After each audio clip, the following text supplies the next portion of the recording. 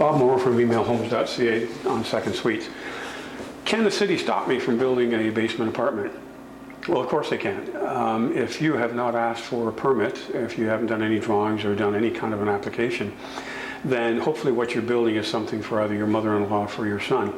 And that's about the only way that that's legal. Because as soon as somebody moves in, you've now turned your home into a duplex, and it's technically illegal.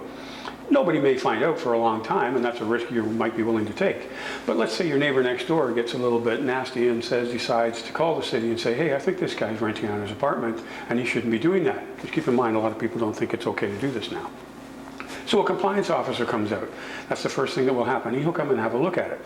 If there's nobody living there, then he's going to say to you, look, as long as this is a relative of yours, then it's okay.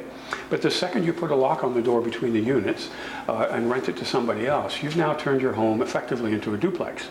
And if he is called back again, if that same neighbor says, hey, a family of 4 just moved in, they're not related to him, compliance officer comes out again and sees that you've now broken the rule, he can put a stop work order on, and that means you've got to get rid of your tenant, you can't do this anymore, and there's a good chance you might even get a fine of $25,000.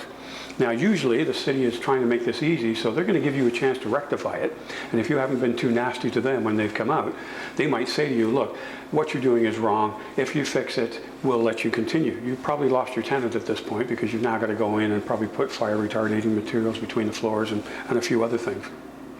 But you can still save it and still make it a second suite. So if you're in that kind of position, then this is an option for you. Go to the city, take your little drawings, and see if it's okay for you to apply now to have the suite that you already exists turned into a legal suite. And it's quite possible that will happen.